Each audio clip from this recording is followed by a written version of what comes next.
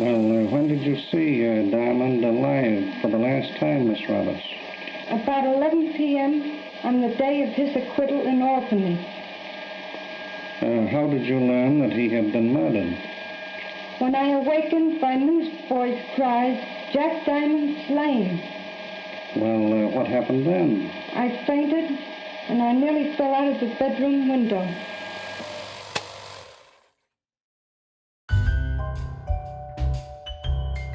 How many bullets can one man take before he truly believes he's invincible? When he survives blow after blow? And how many shots until that man is finally taken down? The life of a Prohibition-era gangster wasn't one without its trials. Always looking over their shoulder, never knowing who to trust. One day, they'd be laughing it up with a guy as they slammed a deli owner's head into the counter, and the next, they'd be shot from the backseat of a car. Leave the gun. Take the cannoli. But from the dangers came the spoils. Overnight, gangsters like Al Capone and Lucky Luciano became celebrities known for their charismatic personalities and lavish lifestyles. But no one gangster indulged more in the riches and status that came with the job than Legs Diamond. Over 50 years after his demise, and unlike Capone or Luciano, Diamond's name and legacy would be forgotten. That is until his life story was chosen to be the focus of a project that would surely benefit the dramatic narrative of one of the most dangerous and lethal criminals of the time. A glamour-filled musical. This is the story of the changing landscape of Broadway in the late 1980s, of a show that was in constant flux, and of a popular cabaret singer who wanted to become a Broadway star, only for the vehicle that was intended to be his launching pad become his anchor. This is the story of what went wrong with Legs Diamond.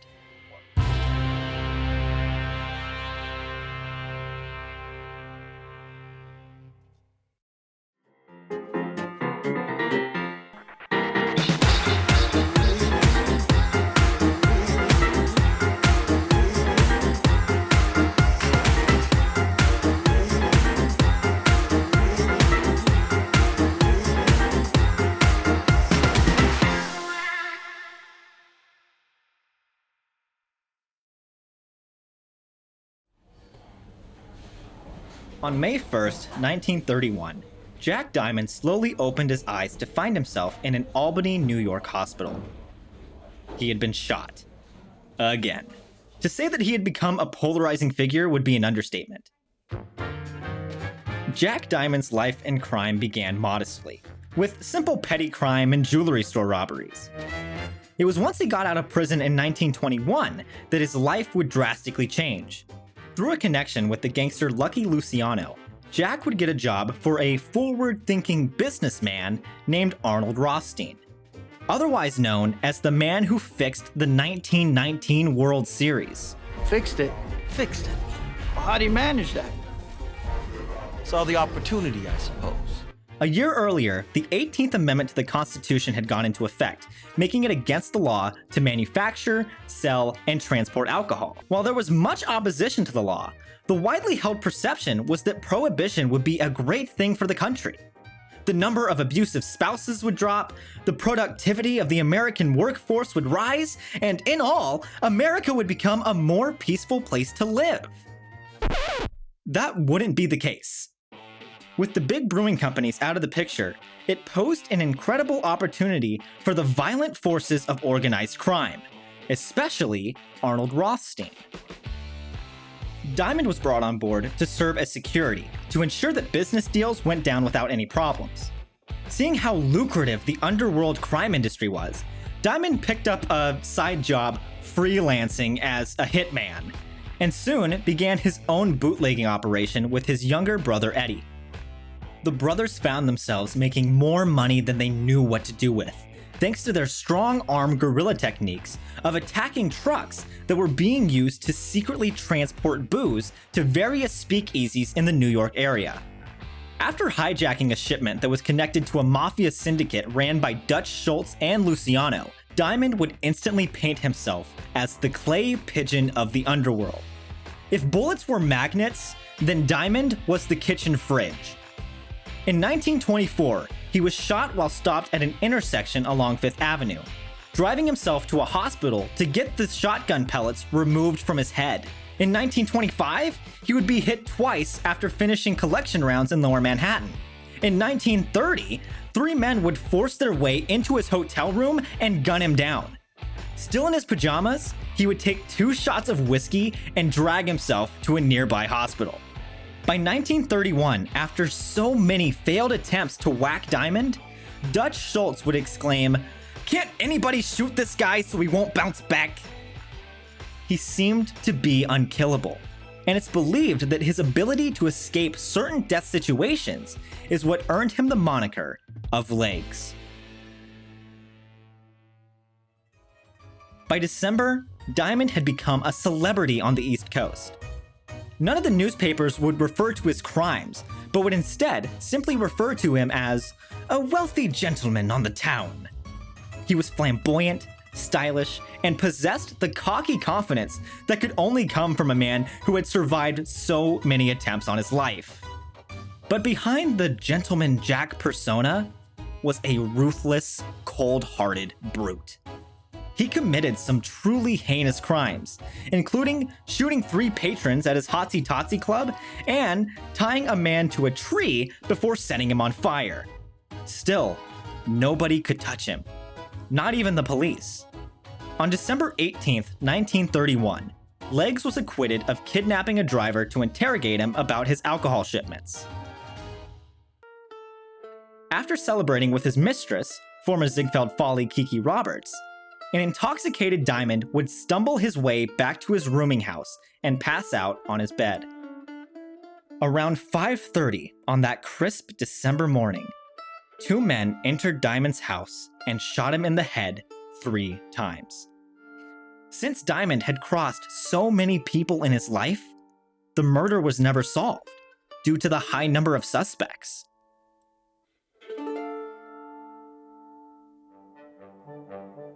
"30 years after his death, and thriving off of a revival of gangster films, thanks to the TV series The Untouchables, Legs' story would be brought to the big screen by Warner Brothers and filmmaker Bud Bedecker in The Rise and Fall of Legs Diamond.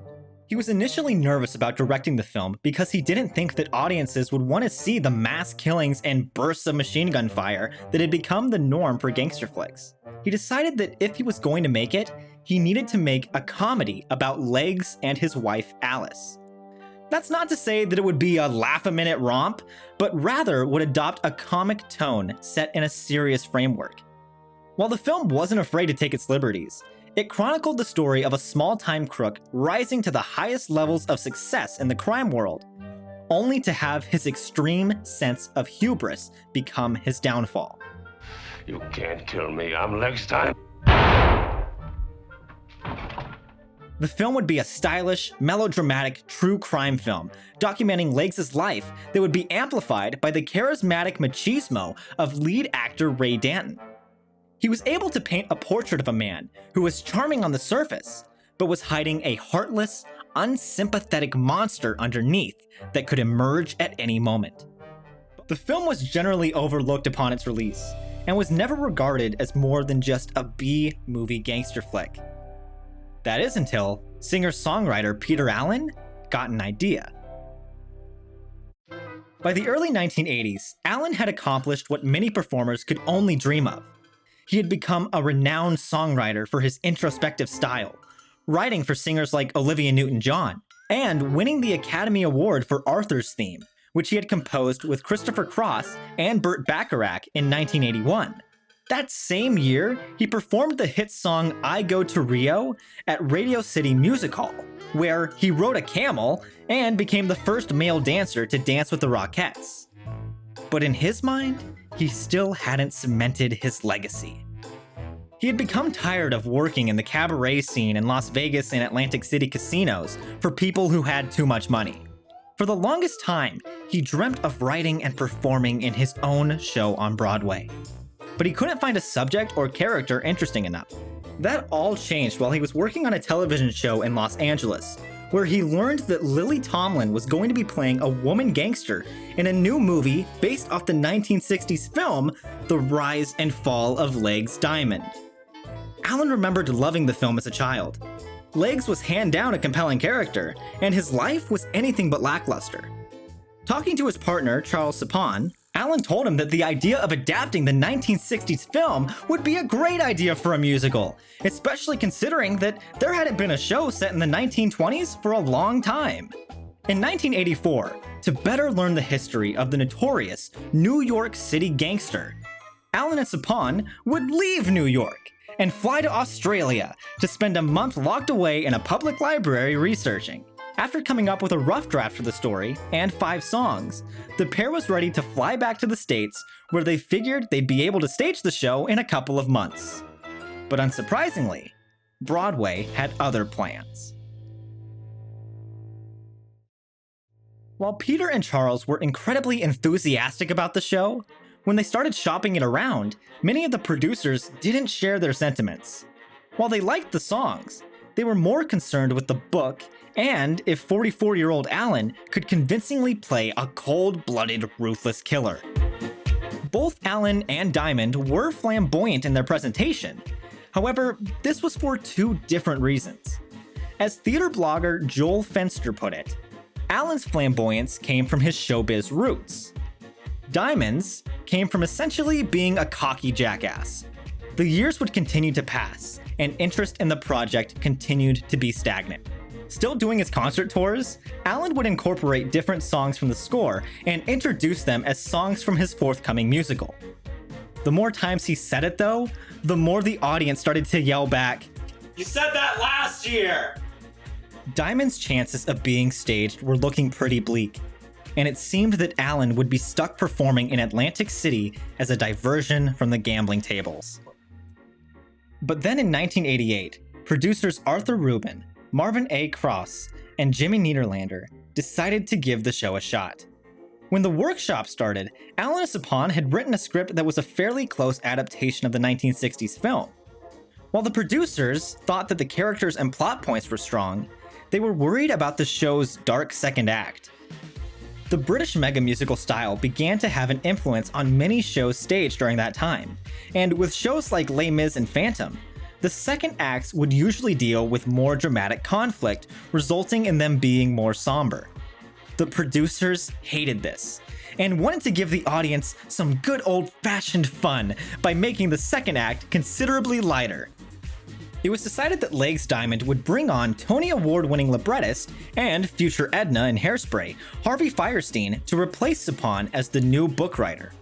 While the main focus of the 1960s film was on the ruthless acts that Diamond perpetrated to rise to the top of the crime world, Fierstein was adamant that he didn't want to write a script that revolved around a murderer. The solution to this problem was to completely change the character's motivations. While Legs' ability to escape dangerous situations was part of how he got his nickname, another reason was due to his impressive dance skills. So instead of trying to gloss over the facts, they would instead create a completely fictionalized retelling of his life, where instead of wanting to become the king of the underworld, his goal would be to become the king of Broadway. They would replace narcotic smuggling with footlights in an attempt to create an Art Deco Guys and Dolls. This change wouldn't only help them to avoid a Brechtian-style second act, but would also help Alan's performance of Legs become more believable. Alan was known for his kind heart and campy style, meaning that it would have been hard to see him as someone who would yell at a drunkard, "I'm Jack Diamond, and I run this place. If you don't calm down, I'll blow your head off," only to fire 3 shots in the guy anyway. Director Robert Alan Ackerman knew that there was no way Peter Allen could convincingly play a bad guy. So, they decided to infuse him with a Buster Keaton underdog quality. The foreboding noir aesthetic of the 1960s film was abandoned for a brighter, jazzier environment that brimmed with song, dance, and spectacle. Due to this new concept, set designer David Mitchell would spend the remainder of the summer of 1988 producing 40 new set designs, sacrificing the mysterious and sinister black art designs, which would have used 3D technology to send bullets flying across the stage. The workshops only lasted 6 weeks, and soon the show would gear up for its out-of-town tryout period where they could flesh out different elements of the show without the scrutiny and public attention of working on it in the heart of the city where they were opening. The initial plan was to have a 3-month trial run in the Great White North before moving in to the Great White Way. But then they realized a major problem. The show was too big to pack up. Between the 36 cast members, David Mitchell's giant sets, and Jules Fisher's elaborate lighting and projection designs, to stage the show in Edmonton, Alberta, Canada would have cost as much as staging it in New York. This meant that LAZTM had no choice. They had to move into the theater that would house the show on Broadway. And any protection from the hitmen of the New York City press was now sleeping with the fishes. When I first walked into the Mark Hellinger Theater, I was breathless. But the theater owner told me, I'm opening a new show, LAZTM. And he said, we expect a 10-year run. Only a handful of shows up to this point had ever attempted a cold opening in New York City. Merrily We Roll Along had tried it in 1981, and Merlin the Musical attempted it in the same theater in 1983, both to disastrous results. Having experienced that nightmare firsthand, Stephen Sondheim couldn't believe that Peter Allen was attempting it, and could only offer him this harrowing advice. You're insane to do it this way. Don't listen to one word anyone tells you in the 6 weeks of previews, because they're all going to say, you've got to get out of this immediately. No matter what, everyone's gonna say that. Carrying this optimistic prophecy in his pocket, Peter Allen and LAZTM would move into the Mark Hellinger Theater on September 8, 1988. The current cast of players would include Randall Edwards as Kiki Roberts, Brenda Braxton as Madge, the Queen of Cabaret Julie Wilson as Flo, Joe Silver as Arnold Rothstein, Christine Andreas as Legs' wife Alice, and Bob Stillman making his Broadway debut as his younger brother Eddie. Typically in the process of a show, all the major changes to the overall concept take place during the workshop period, as it's less expensive to make changes when you aren't dealing with tangible set pieces, a huge ensemble of actors, or a massive closet of costumes. Of course, it's possible and even encouraged to make changes in the tryout phase, but it just becomes a lot more labor-intensive and pricey. During the rehearsal phase of Legs, the show's status as being one that was in constant flux began to take shape, and on top of all the expenses in changing the production, they were now incurring the steep cost of renting the Mark Hellinger Theater.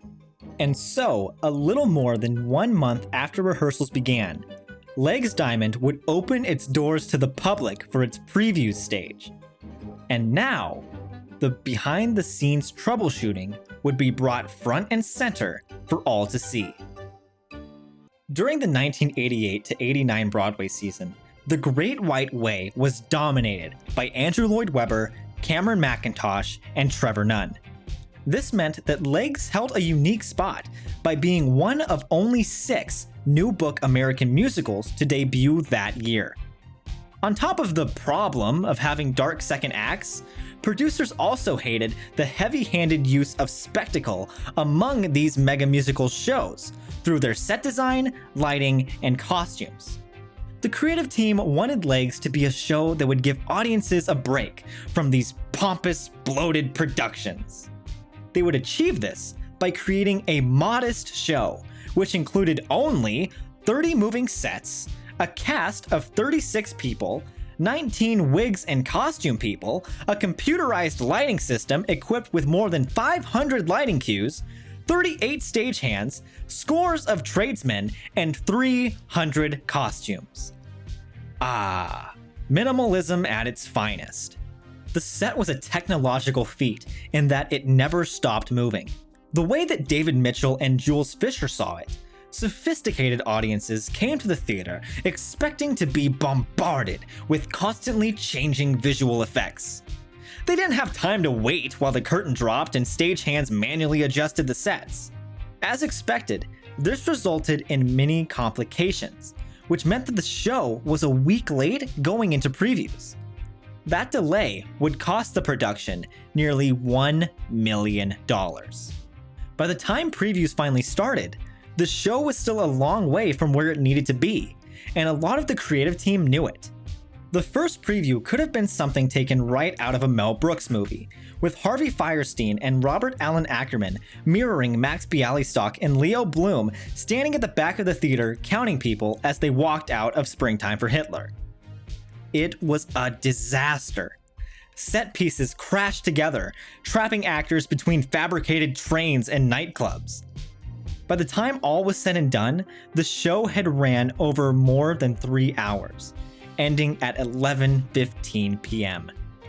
Nederlander and the other producers were not impressed. Neither was director Robert Allen Ackerman. This was his third show on Broadway, and his first musical, with previous productions being a play called Bent, starring a young Richard Gere, and Slab Boys, which documented a group of young working-class Scots. But he knew he had to do something to try to give the show some legs to stand on. When looking at the long runtime, they decided it was coming from Legs' entourage of love interests. The real Legs Diamond was a notorious womanizer, with his main gun moll being showgirl Kiki Roberts. She was rarely not by his side. Legs was at the nightclub, Kiki was with him. Legs was checking in on his brewery, Kiki was with him. Legs was lighting a guy on fire, Kiki was... well, she waited in the car for that one, but she was still with him. His wife was aware of his philandering, and yet she was still extremely dedicated to him. The relationship between man and wife in the 1960s film helps add a sense of humanity to Legs Diamond, showing a man who desperately wanted to be loved despite being completely unlovable. The only two characters who could make Legs a relatable human were Alice and his brother Eddie. This is why they were big parts of the musical. But a week after the preview, the decision was made that Alice was too distracting and was slowing down the show. So, they cut her out. Instead, they would focus on Flo, a madame of a New York City brothel, a hotsy-totsy club entertainer named Madge, and his mistress, Kiki Roberts. Another problem discussed was that of Peter Allen having difficulty connecting with the audience. Allen was a club performer, used to smaller venues and being able to win over audiences with his Peter Allen persona. This was his first show in a leading role on Broadway, and one of the hardest things for him to do was to be another character. In an attempt to better himself, he met with an acting teacher and said, "Tell me what I need to do." The teacher responded by saying, "First of all, your name's above the title on the marquee, and people have paid $50 to see you, so you can do whatever you want. If they wanted to see acting, they'd go see Robert De Niro." Somehow, despite this world-class acting advice, Allen's lack of theatrical know-how was apparent when interacting with others on stage. The hope was that by directing his attention away from Alice and towards the audience, it would more directly involve the crowd in Legs' dilemma and help Allen interact with them the same way he had during his concert tours. While the emotional connection with Legs' wife was gone, at least they still had a humanizing character in his younger brother. Since the two essentially grew up without a father, Jack was extremely caring and protective of him. The whole experience up to this point had been exciting for the man playing Eddie, Bob Stillman, especially considering that the show was set to open one day before his birthday. Not only would he be debuting on Broadway, he would get to share the experience with the people that mattered most to him, his friends and family. 1 month later, he was cut from the show. Ackerman had been so amazed at the difference that came from cutting Alice that he decided to get rid of Eddie as well, to give Legs more opportunities to address the audience and to squeeze in more dance numbers. Not only did these cuts rob the story of the opportunity to show the audience a perception of the character from outside sources, but it also created a huge headache for the designers, creatives, and cost the production more money. Cutting the characters meant that they had to get rid of their costumes, set pieces, songs, and most importantly, their contributions to the plot. Peter Allen was being stretched thin by having to perform 8 shows a week at night and then rewrite the show during the day. There was no way that they could create a completely restructured book, so instead, they just spread Alice and Eddie's material to other characters, no matter how irrelevant it was. After nearly 2 months of previews, Legs Diamond's opening date of December 13th, 1988 was fast approaching, and all eyes were on it. Just not for the right reasons. Legendary Broadway composer Richard Rodgers once said, "I wouldn't open a can of sardines without taking it to Boston first." The Legs Diamond team didn't take that advice. Much like Legs Diamond himself, the show had unintentionally branded themselves as the clay pigeon of the theater world by placing an incredibly rough version of the show in the heart of the city. The word of mouth around town had become poisonous from the moment that choreographer Michael Shawn was replaced by Alan Johnson, and he took the show to court, saying that he had been fired because he had tested positive for AIDS. As the tumultuous journey of previews continued, the perception of Legs Diamond being a doomed show kept growing. At this point, the show's running time had been cut by an hour, 2 of the most important characters had been erased, set pieces, often costing $30,000 a piece, were completely discarded, and the show had completely changed its vibe from a dark, serious noir musical to a show-stopping, jazz hands-heavy Broadway extravaganza equipped with Tommy gun dance numbers and all. And yet, despite all of these alterations, the most intense change was still to come.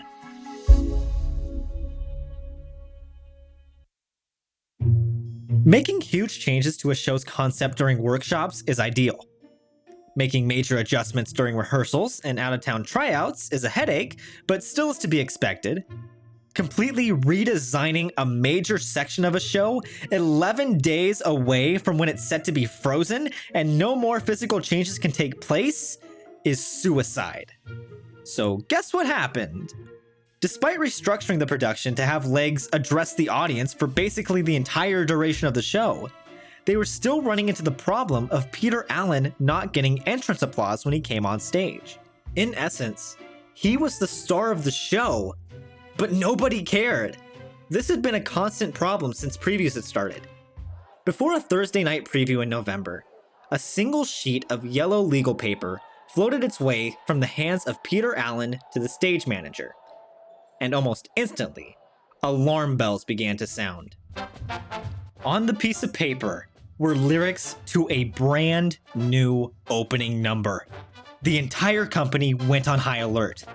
The next day, the creative team met in a 3-hour session developing the song musically. From there, it went to the orchestrator for determining instrumentation, where it was then handed off to 12 copyists who spent 192 hours writing out the new orchestral parts by hand. This alone cost $5,000. Around the same time, choreographer Alan Johnson frantically designed a new dance routine and would then teach the dance to the 24 ensemble members over a series of 5-hour dance sessions that spanned 3 days. All of this was done during the day so that the team could still perform previews during the night. In the midst of all this panic, the dedication of the cast was on full display when one night, an actor named Norman Kawahi stayed in the theater until the wee hours of the morning, trying to nail the lyrics. As he wrapped up for the night, he went backstage where, to his surprise, he found Peter Allen. In one modest sentence, Allen simply said, "I can't go home until you do." It served as an important reminder that even though the show was being torn to shreds by the public, at the heart of it was still a human being trying desperately to help his show survive. Miraculously, 1 week and 1 day after the yellow piece of paper transferred hands, the brand new opening number was ready for a trial run. On top of the new music, lyrics, and dances, there also came the addition of a monumental 20-foot sign that would descend from the heavens, spelling out the totally fictitious musical history of Legs Diamond. Clocking in at 5 minutes and 4 seconds, the new opening number cost roughly $15,000 to create, and resulted in the opening being pushed back to December 26th. After the first rehearsal that day, it would be performed for the first time in that night's preview. This was it. This had to be the one component that would guarantee to get Peter Allen his star-level entrance applause. The lights came up, and the music of the new number, When I Get My Name and Lights, began to ring through the Mark Hellinger Theater. The breathtaking sign descended with an awe-inspiring presence. The dancers performed their heart out, and Peter Allen triumphantly took to the stage as Legs Diamond. And then, crickets. The audience remained completely silent. As opening night inched closer and closer, the morbid curiosity surrounding the show had engulfed the city. People who weren't even interested in Broadway knew what a disaster the process of Legs Diamond had become. In a testament to this fact, director Robert Allen Ackerman got a phone call from his own mother asking if the show was still going to open after all the rumors she'd been hearing around town. Still, being one of the only new book musicals to open that year, and because people wanted to see the massacre that would have made Sonny Corleone jealous, the show was able to amass $10 million in advance ticket sales. The show was originally capitalized at roughly $4.2 million. But after their 72 preview run, the budget had increased to $5.1 million. Despite the increase, investors weren't asked to contribute a single cent, and the $350,000 reserve fund was never used. The reason being that the extra $1 million came personally from Jimmy Niederlander. He had that much faith in the show that he wanted to keep it running until it upgraded itself to one that was at least somewhat decent. On opening night, a defeated Peter Allen sat in his dressing room, visibly nervous about presenting Legs to the world. Sondheim's prophecy had come true. The show that was intended to be Peter Allen's big break towards Broadway stardom had become tarnished by gossip and controversy. Reaching the 5th stage of grief, Peter Allen accepted the fate of the show, saying, "You know, I expected this. I figured this would happen." After the curtain dropped, the critics tore the show to shreds, with one reviewer calling it the skimpiest story this side of Starlight Express. The major consensus was that Allen's attempt to play the rough bootlegger went completely against his type. Suspension of disbelief is to be expected in theater, but there's only so far that can go before it becomes distracting. In the most damaging review, the New York Times' Frank Rich didn't even feel like calling it the worst production of 1988, but instead just felt that it was boring. But Peter Allen still tried to keep his head up, enthusiastically shouting, "It's showtime!" anytime someone passed his dressing room. And yet somehow, in pure Spider-Man turn off the dark style, the negative reviews mixed with Allen's loyal public seemed to be a blessing for the show. And that same week, it was able to sell a box office record of $455,000. In one line during the second act, after surviving an assassination attempt, Legs would stand over his own coffin and say, "Only the critics can kill me!" But one night, fueled by artistic passion, Allen changed the line to, "Not even the critics can kill me!" To which the audience gave him a massive ovation. This became a huge selling point for the show. For a moment in time, it was able to garner a devoted following, and became the underdog show that thrived on thumbing its nose at the critics and the Broadway elite. If you love me, let me see your knockers. If you hate me, put your knockers away. But soon, the initial curiosity revolving around the show began to diminish, and the advance ticket sales began to run dry. It seemed that Legs Diamond would suffer the same fate as numerous other shows that opened in one of the worst Broadway seasons in history. Commercially, the 1988-89 Broadway season set new box office records by bringing in a 4% increase from the previous year. The problem is, that increase came from 4 hit musicals: The Phantom of the Opera, Cats, Starlight Express, and Les Mis, all of which had originally opened on the West End and were holdovers from previous seasons. Much like when the British invasion took place in the form of popular music, American productions were having a rough go of trying to gain their footing. In the 1979 to 1980 season, 20 new musicals opened. In 1988 to 89, there were only 7, 6 of which were new book American debuts, and 1 which was a disastrous transfer by the Royal Shakespeare Company. When it came time for the 43rd Annual Tony Awards, the committee was worried that they weren't going to have enough shows to fill the musical categories. To put that into perspective, in 2019, there were 5 shows nominated for Best Musical. In 1989, there were only 3. The selections were so scarce that out of the 7 musicals that opened that year, the committee didn't even bother nominating anyone for Best Book of a Musical or for Best Score. But ultimately, the Tonys wouldn't matter for Legs Diamond, as no amount of nominations would save them. Though the production had survived numerous attacks by the public and the press, it would meet its fate on February 19, 1989, when it closed after 8 weeks and 64 performances. This meant that the previews for Legs Diamond had run longer than the actual show. Following the negative perception for the show, the Nederlander organization decided that the Mark Hellinger Theater was cursed, and arranged to lease the property to the Times Square Church for 5 years after the production had folded. This 5-year lease would ultimately lead to the Nederlanders just selling them the property, and to this day, despite numerous high-dollar offers from people like Cameron Mackintosh and Andrew Lloyd Webber, the space has not seen a theatrical production since Legs Diamond.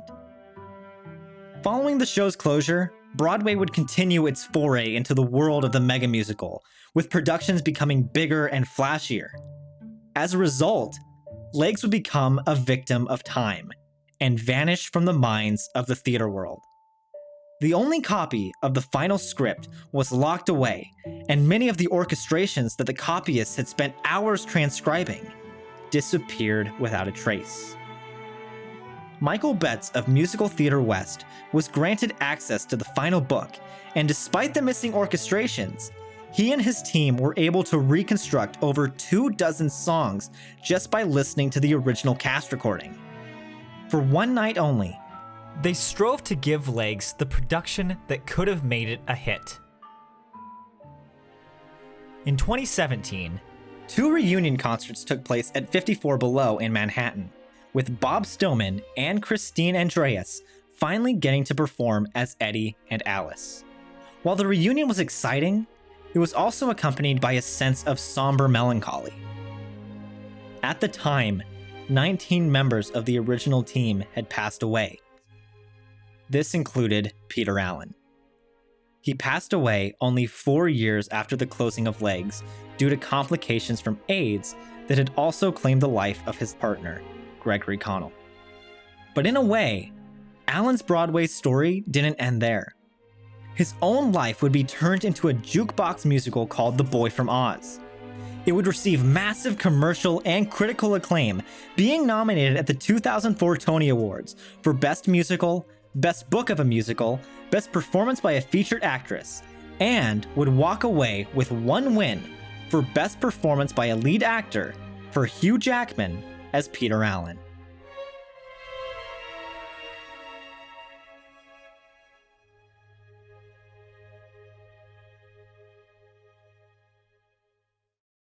So what is Legs Diamond's legacy? The most frustrating thing is that it had moments which demonstrated how good the show could have been.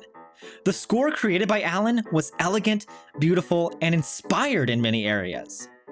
But pretty music isn't enough to create a celebrated piece of theater. As Matilda proved, all the pieces, from the script to the music to the performances, need to complement and build off each other to create a well-balanced mosaic. There was also the problem of the production being incredibly rushed. It's why in the world of Broadway, shows like Matilda and Beetlejuice stood a better chance when they premiered. Matilda took 5 years to stage. Beetlejuice took more than 8. Now granted, the idea for Legs Diamond had been ruminating in Allen Isapon's head for 4 years, but the actual production, with producers, directors, and a new book writer, didn't start rolling until 1988, meaning that essentially, the show was put up in less than 1 year. The show was so rushed in its journey to the Great White Way that it never stood a chance. The biggest mistake, however, came from not doing an out-of-town tryout. The pressure of making a show work with that short amount of time is already immense. But the gossip in New York City is insidious, and adding that to the process only amplified the pressure tenfold, especially for Peter Allen. The show is his baby, and every day he would have to hear how ugly it was from people he didn't even know. If the show had been able to get that space where the team could have been focused on making the story work rather than trying to figure out how to make the New York crowd stop chastising them, who knows what Legs Diamond could have been. Is this love, lust, or desire? Let's give it a go. She might be crazy, but chances... The production became so focused on trying to get crowds to like them that they stopped thinking about the consequences any of the changes would have on the story. It seems that instead of audience investment, they instead sought audience validation, making the through line even more bare and sacrificing moments that could have created genuine connection. Now, is it a bad thing to try to get audiences to applaud? Of course not. But it shouldn't be the main goal. Add on top of this that the preferences of Broadway crowds during this time was evolving. Legs Diamond tried to thrive on the 1950s style of musicals because Allen figured that audiences missed traditional shows like Oklahoma. If the box office receipts for this year were any indication, this couldn't have been further from the truth. The mega musical formula was here to stay, but they miscalculated and viewed it as a passing trend, only to find themselves go the same way as the phone book and the cassette player. If anything, 1988 to 1989 on Broadway revealed the lack of producing know-how in a landscape that was drastically changing. In his review for the New York Times, Frank Rich would say that Legs Diamond couldn't even come up with the riotous, larger-than-life fiasco of which theatrical legends of infamy are made. And that's because Legs Diamond wasn't the biggest flop on Broadway that year. Not even close. A beautiful stranger, a beautiful stranger.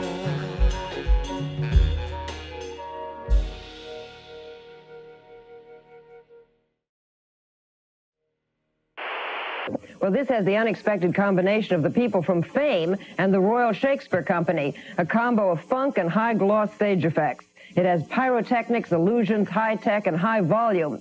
Fame film composer Michael Gore has written some standard-sounding pop music for this work. Special thanks to our amazing stage door patrons: Defunctland, Autumn, Brent Black, NoxieZeBat, Nate Gardner, Ethan, Julian Dene, LAZTM Productions, Tommy Kindall, Abigail Verzella, John Fogg, Mark S., The Kid Tested Mother Approved Podcast, JC, Chase Eugene McCants, Katherine Esperanza, Briana Michelle Meyer, Schaffrillas Productions, Melissa Marquette, Hailee Longo, Aidan Lam, Justin Lawrie, The Drawer Kring, Sammy Kornecki, and Musicals with Cheese.